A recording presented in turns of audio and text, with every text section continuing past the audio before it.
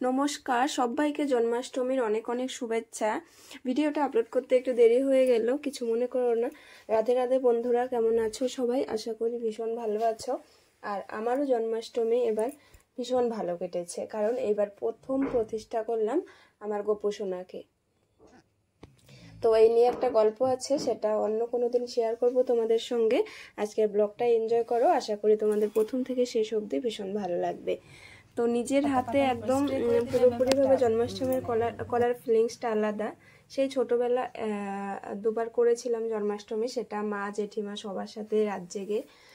তো তখনকার অনুভূতি একরকম, এখনের অনুভূতি একদম অন্যরকম। তো জন্মাষ্টমী 2-3 দিন আগে সমস্ত কিছু বাড়ির ক্লিন করে পরিষ্কার করে, ঠাকুর ঘর সমস্ত কিছু পরিষ্কার করে, গোপু সোনাকে রাধা গোবিন্দকে একদম সুন্দর করে পিতাম্বরী দিয়ে ভালো করে দই দিয়ে মেজে কষে পরিষ্কার করে নিয়েছি। তারপরে এই তো বিকেলবেলা আমি তাল ঝুলতে বসে গেছিলাম। দুটো তাল ঝুলে নিয়েছি, দুটো না 3টে তাল ঝুলে নিয়েছি। তারপরে হচ্ছে নারকেল কুড়িয়ে নিয়েছি। এই করতে করতে মোটামুটি সন্ধে হয়ে গেল। সন্ধেবেলা থেকে আমি এখন পুরো প্রিপেয়ারে বসে পড়বো। আমি ভালো করে আবার স্নান টান করে শাড়ি টাড়ি পরে নিয়েছি। এবার আমি নারকেলের নাড়ু পাক দিয়ে নিলাম। তারপরে হচ্ছে তালের ক্ষীর বানাবো। তালের ক্ষীরটা একটু অন্যরকম করে বানাবো। তালটা আগে জাল দিয়ে ঘন করে নেব, তারপরে হচ্ছে দুধটা জাল দিয়ে ঘন করে নেব, তারপরে তালটা আবার মিক্স আপ করবো। ওখান থেকে নাও। হ্যাঁ, ওই যে ওগুলা তালগুলা যে বাইরে আছে ওগুলা নিয়ে ঠিকটার মধ্যে আগাও। 500 টাকার নোট এক করে দিব।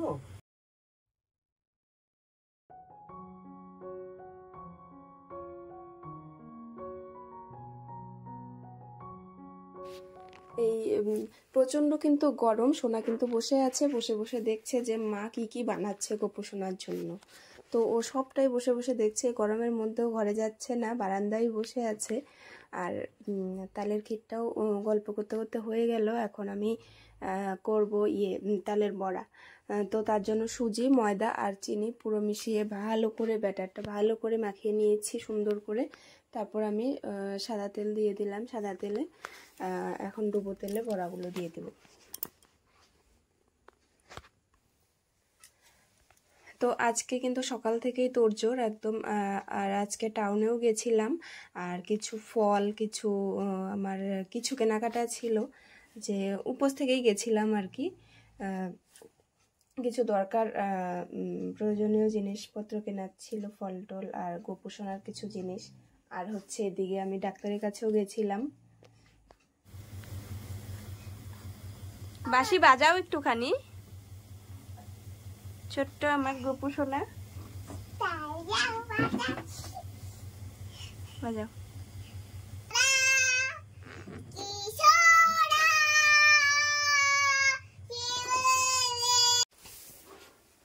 আর গোপু সোনার ভীষণ প্রিয় হচ্ছে মাখন আর দুধের ক্ষীর। তো ক্ষীরটাই বানিয়ে নিচ্ছি, সাদা ক্ষীর। তালের ক্ষীর তো বানিয়েছি, মা বললো সাদা ক্ষীরও একটু বানিয়ে দাও। তো সেটাই 2 ভাগে না ভাগ করে নিচ্ছি। একটা নন্দোৎসব মানে পরের দিন দেব, আর একটা আজকেই দেব। তো সব কিছু করতে করতে মোটামুটি আমার 10টা-11টা বেজে গেছিলো। আর এবার আমি গোপু সোনার জন্য ড্রেস মালা যত কিছু জুয়েলারি সমস্ত কিছু একটা থালায় সাজিয়ে নিয়েছি। মা চন্দনটা ঘষে দিল, আর এদিকে মৌসুম্বির রস, নারকেল, ডাবের জল, এদিকে হচ্ছে বেদানার রস সমস্ত কিছু দিয়ে স্নান করাবো। আর আমি এদিকে পঞ্চামৃত বানিয়ে নিচ্ছি।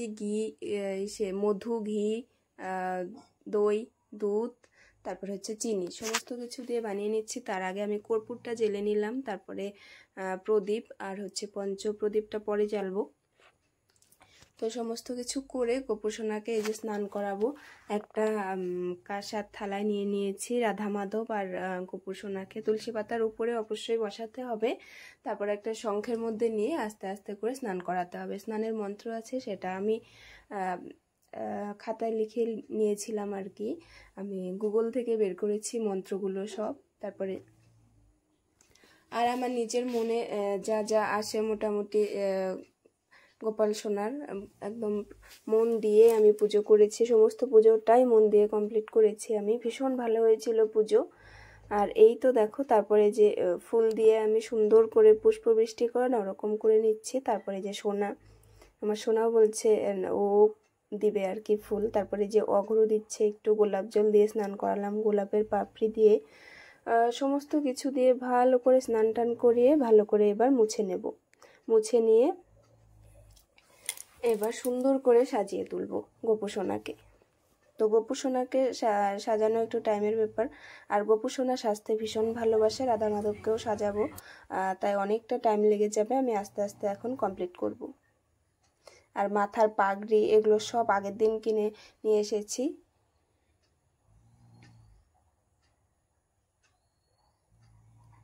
আর এখন কিন্তু মোটামুটি রাত 11টা সাড়ে 11টার মতো বেজে গেছে।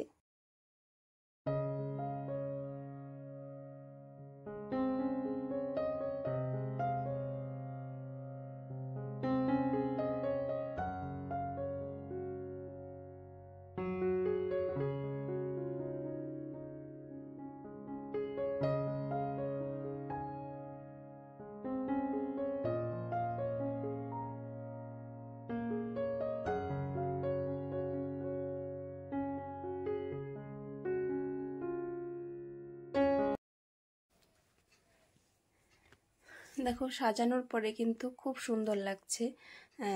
শ্রীকৃষ্ণের ড্রেসটা আমি দিয়েছি ইয়েলো কালারের, আর গোপুসোনারটা হচ্ছে আকাশি কালারের, আর হচ্ছে নীল কালারের পাগড়ি, আর দিয়েছি বাঁশি তো দিতেই হবে, আর কানেরটা স্টোনের দিয়েছি, আর হচ্ছে পুঁথির মালা দিয়েছি, আর হাতের দিয়েছি, হাতের চুড়ি দিয়েছি সেটাও পুঁথির, আর মাথায় একটা ছোট্ট ময়ূরের পালক পাগড়িতে, আর অবশ্যই দিতে হবে গোলাপ ফুল, আর সাইডে একটা বড় একটা ময়ূরের পালক রেখে দিয়েছি, আর সুন্দর করে ফুল দিয়ে ডেকোরেশন করেছি জায়গাটা একটু ছোটো মোটো হয়ে গেছে, কিন্তু 3জন ঠাকুর আরামসে ওখানে বসে আছে খুব সুন্দর করে।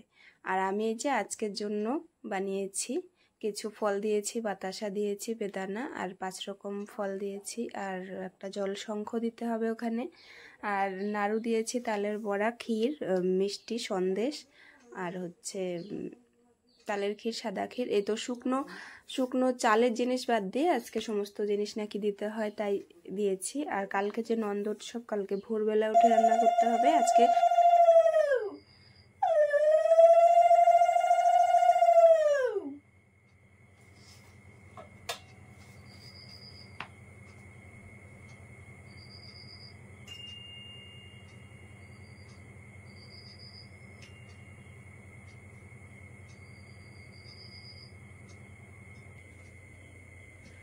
শ্রীকৃষ্ণ গোবিন্দ হরে মুরারি, হে নাথ নারায়ণ বাসুদেবা, জয় শ্রীকৃষ্ণ, জয় রাধা মাধব।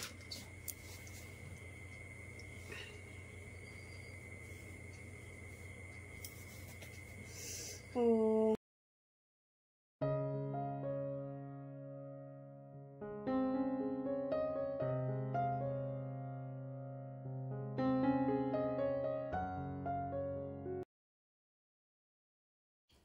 এই তো আজকে সাবুদানা, কলা, মিষ্টি আর একটু বেদানা নিয়েছি, এটা দিয়ে আজকে উপোস ভাঙবো।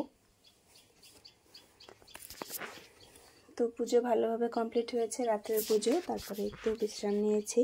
এই তো ভোরবেলা হাজব্যান্ড ডেকে দিয়েছিল, ভোরবেলা আমি একদমই টের পাইনি, ভোরবেলাও ডেকে দিয়েছে। তারপরে একদম তখন কয়টা বাজে, 5টা সাড়ে 5টার দিকে। তারপর স্নান টান করে সূর্যদেবকে জল নিবেদন করলাম, তারপরে মা তুলসীকে জল দিয়ে এই তো বসে পড়লাম রান্নাতে, যেটা নন্দ উৎসবের রান্না, যেটাতে অন্নভোগ দিতে হয়। আজকে ঠিক করেছি করব খিচুড়ি, 3 রকম ভাজা, কচু শাক, আর হচ্ছে পায়েস, আর লুচি, আর তালের বড়া টড়া সমস্ত কিছু কালকের আলাদা করে রেখে দিয়েছি, সেগুলো তো দেবই। তো এগুলো সমস্ত কিছু তাড়াতাড়ি করে নিই আমি।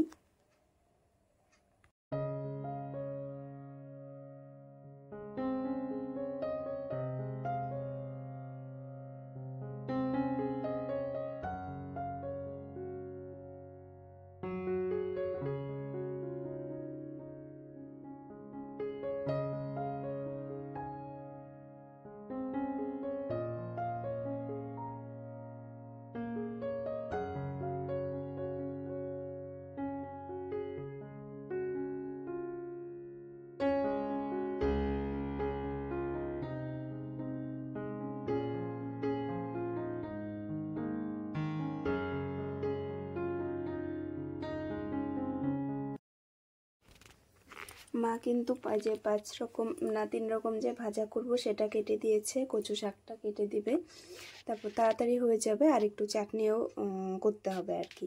তো এদিকে আবার কুমড়া ফুল আছে হচ্ছে 7:30, তো 7:30টার দিকে আমার মোটামুটি কমপ্লিট হয়ে গেছে। এবার আমি ওই যে গোপাল সোনাকে বসিয়েছিলাম ফুল টুল সমস্ত কিছু জায়গাটা পুরো ভালো করে পরিষ্কার করে মুছে টুছে নেব, তারপর আবার গুছিয়ে ভালো করে সুন্দর করে খেতে দেব।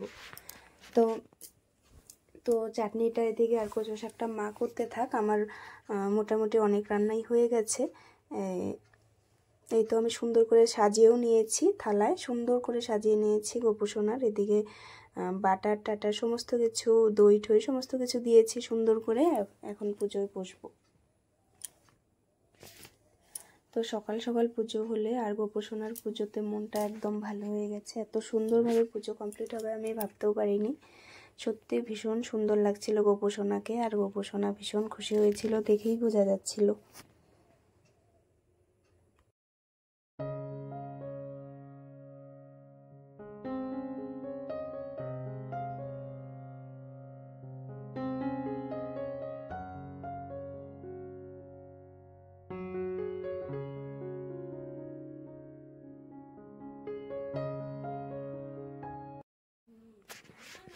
আর এই যে দেখতে পারলে গোপু সোনাকে এই যে খাইয়ে দিচ্ছি।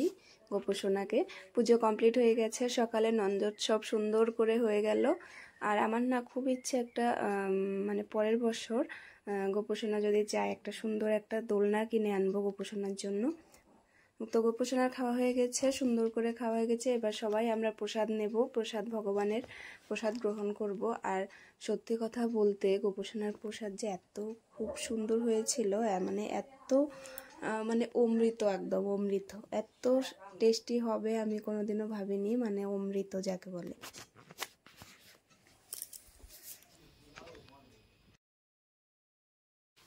এখন মোটামুটি 9টার মতো বেজে গেছে, আর আমি এই যে প্রসাদ গ্রহণ করব, তারপরে থালায় সুন্দর করে সাজিয়ে নিয়েছি।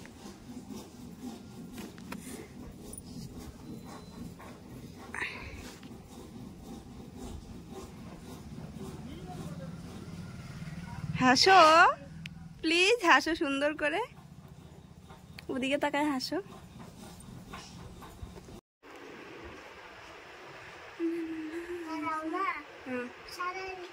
এই পাগড়িটা দাও, চুলটা পড়ায়। হ্যাঁ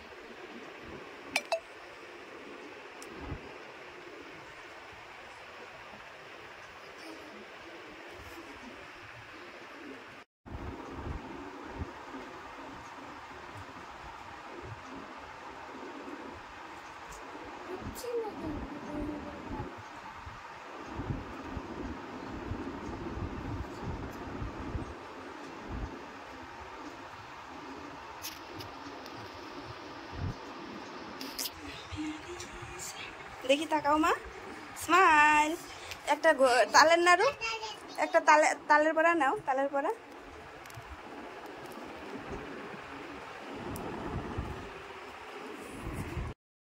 গোপুকে কিন্তু ওর বাবা ধুতিটা পরিয়ে দিয়েছে, আর বাদবাকি শ্বাসটা আমি করে দিয়েছি। ওর কিন্তু ভীষণ গরম লেগেছে, ও একটু আনকমফোর্টেবল ফিল করছিল। তারপর অনেকগুলো ফটোশ্যুটও করেছি ওকে নিয়ে, ও দাদার সঙ্গে ফটো তুলেছে। গোপু ভীষণ হ্যাপি।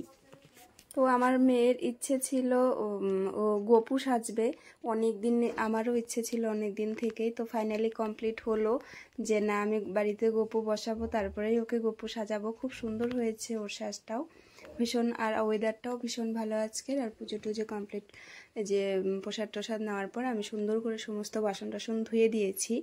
তো আজকের ওয়েদারটাই দেখাচ্ছি তোমাদের সঙ্গে, ভীষণ ভালো। আর তোমাদের কেমন লাগলো ভিডিওটি অবশ্যই কিন্তু জানিও। রাধে।